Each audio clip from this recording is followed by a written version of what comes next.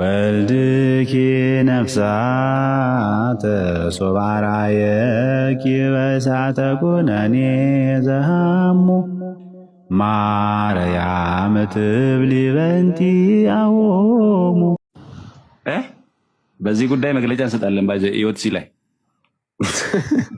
ኢዮቲሲ እባክህ የወደቀ ስጋ ካልክ ነው መግለጫ የሚሰጥብህ። አይ ይሄ አሁን በሁለቱም ስጋ ያልከው ራሱ የእስላም ስጋ የክርስቲያን ስጋ ሳይሆን የወደቀ ስጋ ስትል ነው መግለጫ የሚሰጥብህ። አይሰማ አንዳንድ በቲክቶክ ያሉ ልጆች ብሎ ይመጣባል። አይሰሙ የወደቀ ስጋ ካልክ ነው መግለጫ የሚሰጥብህ። አይ ይሄ አሁን በሁለቱም ስጋ ያልከው ራሱ የእስላም ስጋ የክርስቲያን ስጋ ሳይሆን የወደቀ ስጋ ስትል ነው መግለጫ የሚሰጥብህ። አይሰማ አንዳንድ በቲክቶክ ያሉ ልጆች ብሎ ይመጣባል። አይሰሙ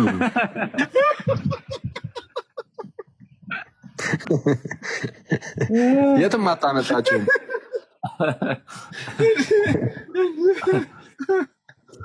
ባይዘቤ እኮ ደግ ብለው ሰው እየተከታተሉ ነው። ስማ አኬ እንዴ ቆይ ምን አይነት መግለጫ ወጥቶ ነው አልገባኝም። እኔ ከመግለጫው በኋላ ምን ተብሎ ነው እየነገርኩ የወደቀ ስጋ ምናምን እያላችሁ የምትሉ ልጆች አላችሁ ከተባለ በኋላ እኔ የደነገኩ ድንጋጤ የኛ ቤተክርስቲያን ናት ወይስ ምንድነው? የሃይማኖት ተቋም የሚባለው ነው። የሃይማኖት ተቋሙ ይሄንን ትምህርት የወደቀ ስጋ ሳይቀር ነው ያወገዘው። ጋዲ አልነበርሽም እንደ ሰሞኑን? ኧረ ገዳም ነበርኩ እኮ አልኩ። እየቀለድኩ መስሎ ነው እንዴ? ጤና ይስጥልን። እንዴት አላችሁ? ሲስ አቡነ ሳክሶ እቺ ደግሞ በሁለቱም ሃይማኖት የምትከሰሰው አጀልስ መጣች። አጣብቂኝ ውስጥ ገባች። የሆነ ውጥረት ውስጥ ነው ያለች። አቡነ ሳክሶ እንቺ አሪፍ ስናት አቡነ ሳክሶ ገዳም ምናምን ይላል። አንተ እኔ እሱ የሚፈለገው ራሱ በሳክስ ነው የሚመስለኝ። ሲስ ግን እኔ በጣም ላንተ ነበር የፈራ። ኧረ አይቻልም። የሃይማኖት ተቋሙ እንዳትከራከሩ ብሎናል። ይቅርታ ወንድማችን ኃጢአት ወረሳ ላይ ወረስ የሚለኛል። ይቅርታ ወንድማችን። ኧረ ይጭስ መግለጫ ሞቷል እንዴ ብሬ?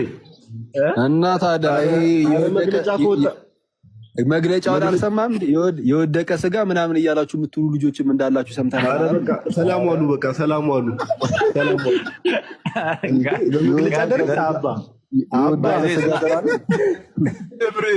የብሬ ቪዲዮ ነው። አንተ አንድ ቪዲዮ ሰርቷል። 18 ቪዲዮ ሰራ ብሬ። ማቤቴ ማንንም እንዳሰማ አንተ ብሬ ግን ከጎን ነው። በውስጥ መልእክት አልደረሰም? የሆነ መልእክት እኮስና ታዲያ መጽሐፍን ይዘህ ገብተህ እዛው ታነበዋለህ። ወንድማችን ይቅርታ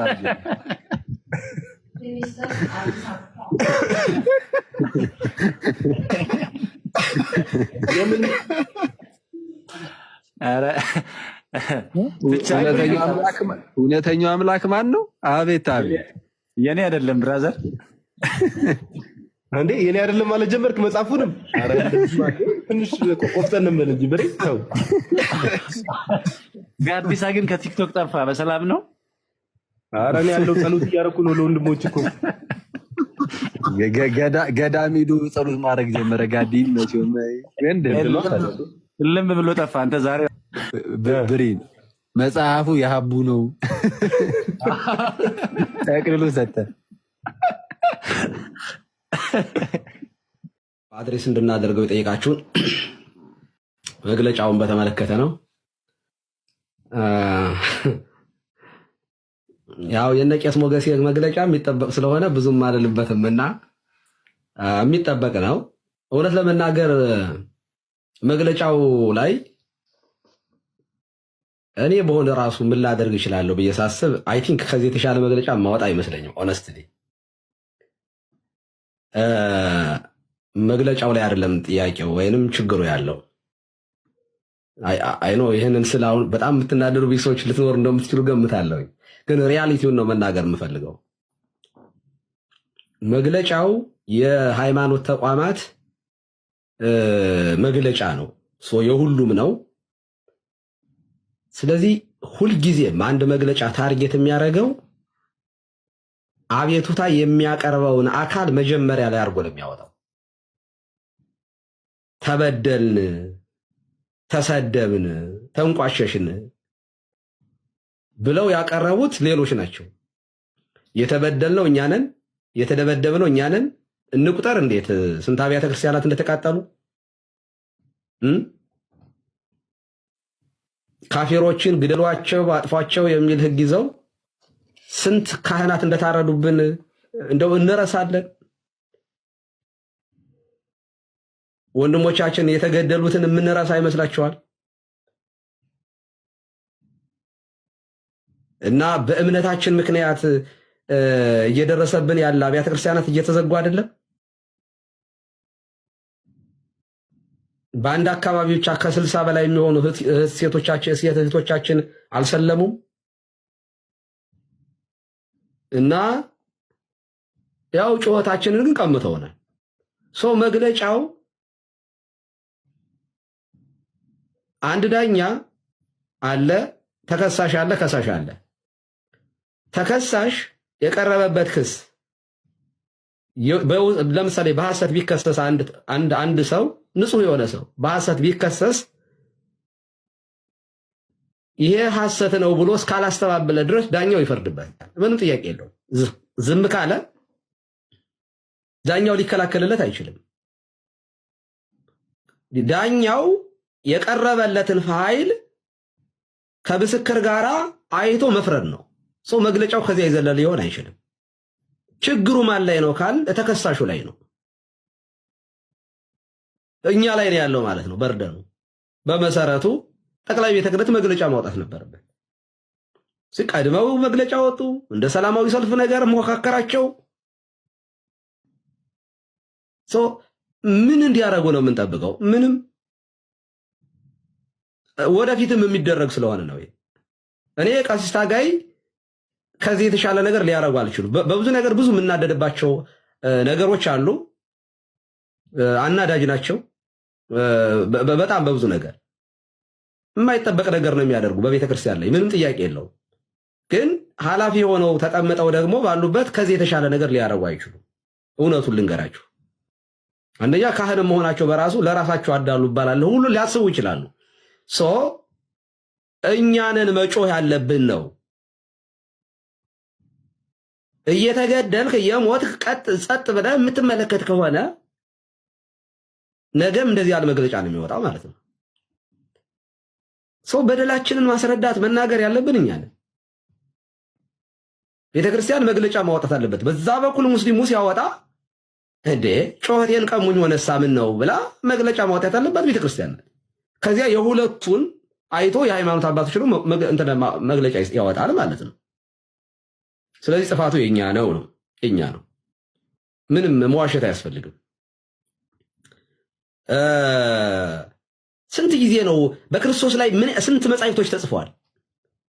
አልሰቀሉትም፣ አልገደሉትም። ከዚያ በላይ ይሄ ጫት ከሚቀማፉ ጋር አብሮ ክርስቶስን የሰደበ ስንት ባለጌ አይተን የለ እንዴ? አሁን እያወጡት አይደል ልጆቻችን? ስንት ባለጌዎች እውነት ለመናገር። ስለዚህ ስለ ሃይማኖት መቅናት ከኛ አይጠበቅም።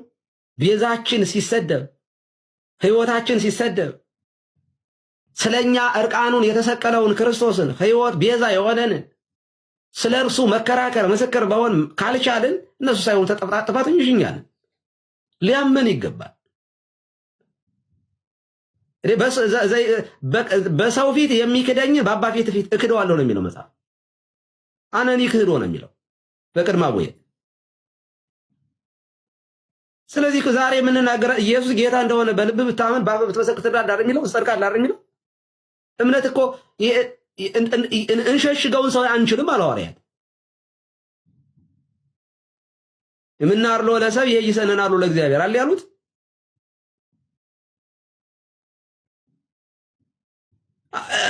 በአይሞቱም እኮ ሰማዕት የሚባል አይኖርም ነበር። በነገራችን ላይ ቢያመቻቹ ኖሮ ይረተኑ በቅድመ እግዚአብሔር ኪያክሙንስ ማላሉ። እስኪ ከእግዚአብሔር ይልቅ እናንተ ልንሰማ ይገባል። እስኩ ፍትሁ ለሊክሙ እስኪ ራሳችሁ ፍረዱ ይሉ ነበር። እኛ ግን እንሸሽገው ዘንድ አንችልም። ያ የማይሸገግ በእኛ ህይወት ውስጥ ያለው የእኛ ህይወት ክርስቶስ ነው። እንሸሽገው ዘንድ አንችልም። ሲሰደብ ዝም ያልን እኛ በጣም ምቾታችን እኮ ራሳችን በጣም የምንወድ እኮ ነን። ራስን መካድ ያልደረሰ ክርስትና ያ ህይወት ክርስቶስ ነው። አካላችን ራሳችን እኮ እሱ እኮ ነው። ህይወታችን እኮ እሱ እኮ ነው። የሚያመን እሱ ሲነካ እንጂ ስጋችንማ ሞቷል እኮ ተቀብሯል እኮ። አሁን የምንኖረው እኮ ኑሮ በወደደን በእርሱ እኮ ነው። የኛ ልጆች እያደረጉ ያሉት ራሱ ቁርአኑ የጻፈውን አማርኛ ቁጭ እያደረጉ ይናገሩ ነበር። እዛ መጽሐፋቸው ላይ ያለውን ነገር ለመናገር ራሱ ቃላቱ ይከብዳል እውነት ለመናገር። ስለዚህ ቃላቱን ይናገሩታል። ማሻሻል ካለባቸው መጽሐፋቸውን ያውጡት፣ ግደሉ፣ ስቀሉ የሚሉን ያውጡት። በየመንገዱ ተጠባበቆቻቸው ካፊሮቻቸውን የሚለውን ያውጡት ከፈለጉ። ስለዚህ እኛ ዝም ካልን፣ እኛ ራሳችንን ካላስከበርን፣ ሰው እግሬን እየበላኝ ነው ካለ ምን ማድረግ ይችላል ጓደኛው? እና ይሄ ትክክል ስላልሆነ መፍትሄው እንደ ቴዶ አሁን እንደሚያደርጉት ለክርስትና ለእምነታችን መቆም ነው። ሁለተኛ እሱ ነው። ሁለተኛ መናገር እሱ ነው። ካልተፈቀደልን መናገር አንችልም ወይኛ የሚል ጥያቄ ልጇ አምላኳ እህታችን ጥያቄ ቀርባለች። ትክክለኛ ጥያቄ ነው። አሁን ያልኩትን ነገር ቤተ ክህነት አንተ ተናገር አንተ አትናገር እያለ ለእያንዳንዳችን ሚውት አድርጉ።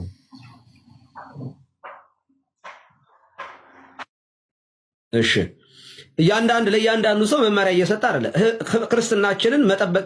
በነገራችን ላይ እያንዳንዱ ምዕመን እምነቱን የመጠበቅ ስለ እምነቱ የመናገር መብት የራሱ ነው።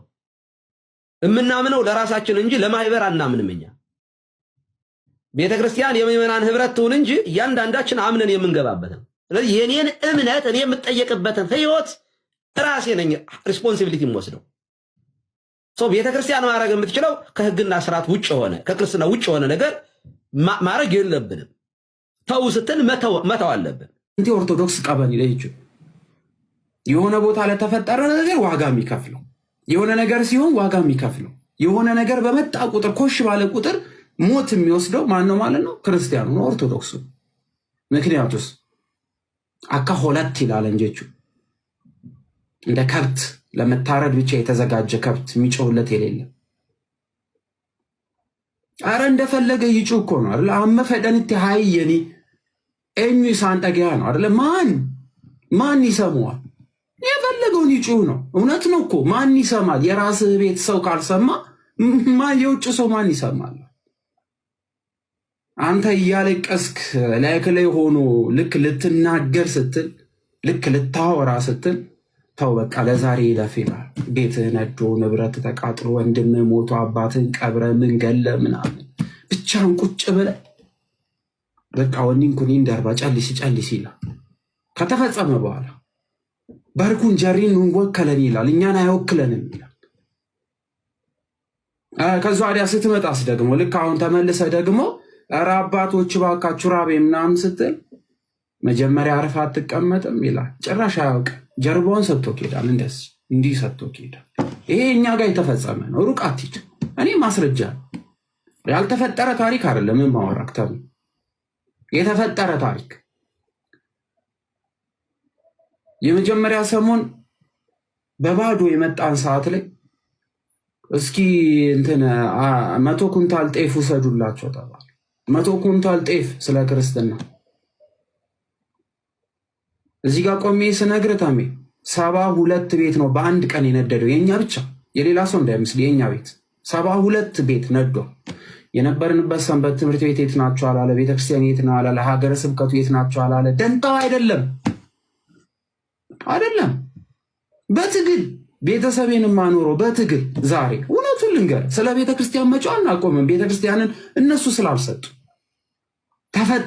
ተወደ ነው የሚሰጥ። የመንፈስ ቅዱስ ጥሪ ነው ክርስቲያን አድርጎ ያመጣክ። ሌላ ማንም ሰጥቶ ካለ ግን ደግሞ አባት ያለን ልጆች መሆን ግን እንፈልጋለን። እውነት ለማውራት ለማልቀስም እኮ ችግር የለውም። የሚጠፋ ነገር ሁሉ ኋላ ቀሪ ነው።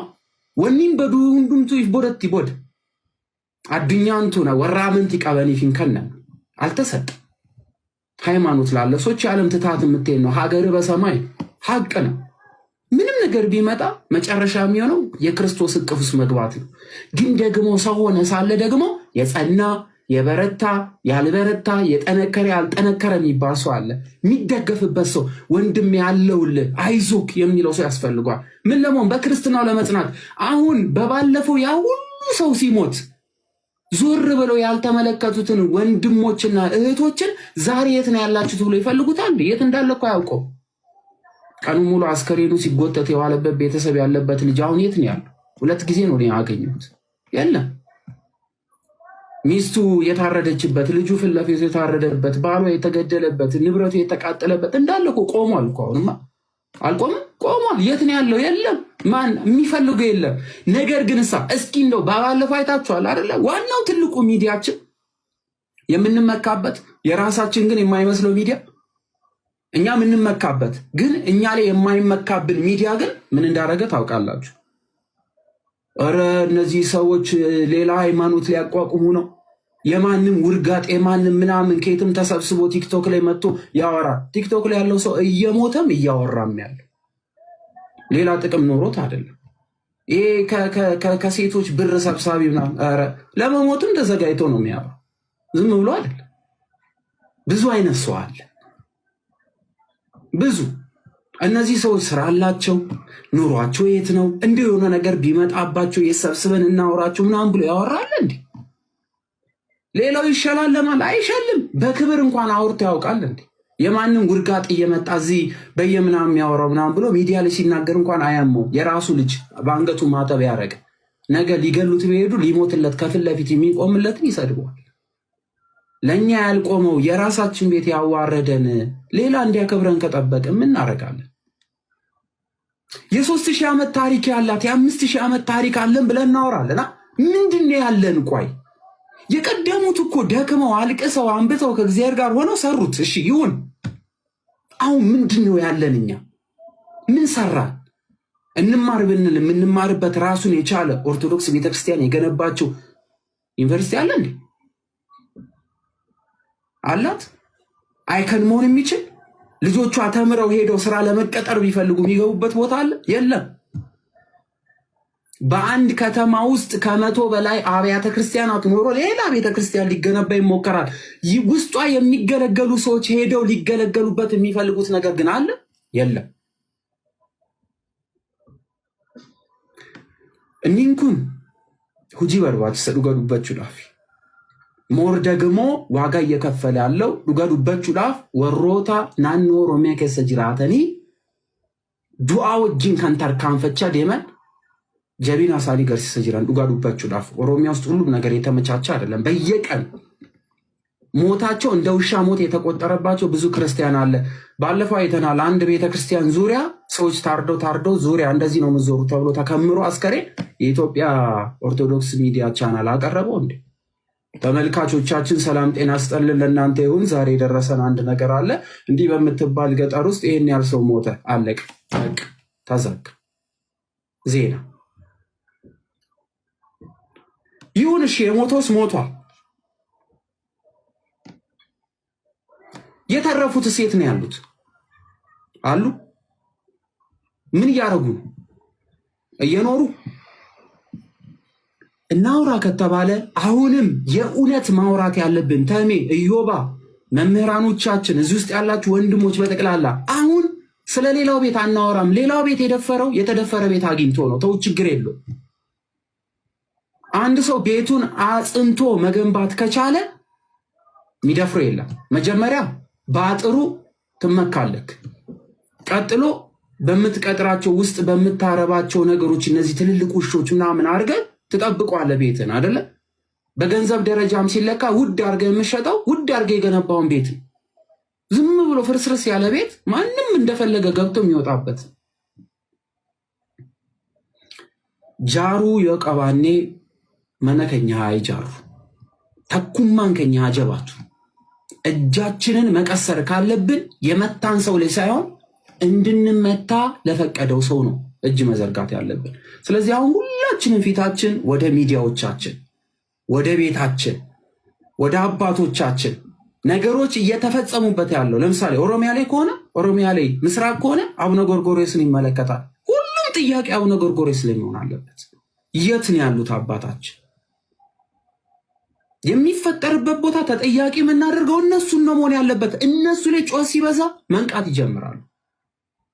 ወይ ከፈሩ ይለቁታል፣ ወይ ካልፈሩት ደግሞ ጠንካራ የሆነ አባቶችን ይዘን እንሄዳለን። ስለዚህ በእነዚህ አይነት መንገድ መሄድ ያለብን ይመስለናል። ብዙ ወሬ አላውራባችሁ። ህመሞች ግን አሉ፣ ከራሳችን ቤት ነው እንጂ ከውጭ አይደለም። መገፋት አለ፣ ከራሳችን ቤት ከውጭ አይደለም። መከባበር የለም፣ ከራሳችን ቤት ነው። ታይታ ለምሳሌ እናውራ። ይቅርታ አንድ ነገር ማንሳት ፈልጋለሁ። መዝሙር ለማስመረቅ የሚጠሩ ወንድሞቻችን ኢየሱስ ክርስቶስ ሲሰደብ ለምንድን ነው የማይናገሩት? መጽሐፍ ለማስመረቅ የሚጠሩ ወንድሞቻችን የቤተ ክርስቲያን ጉዳይ ሲነገር ለምንድን ነው የማይናገሩት? እነሱ ስለሚዞሩ ስለሚመቱ ነው? ሌላው ትርፍ ነፍስ ይዞ ነው የሚንቀሳቀሰው? የሚዘምርለትን ኢየሱስ ክርስቶስ ሲሰደብ ተሰደበ ብሎ ያልጮህ ዘማሪ ለየትኛው ቤተ ክርስቲያን ነው የሚዘምረው?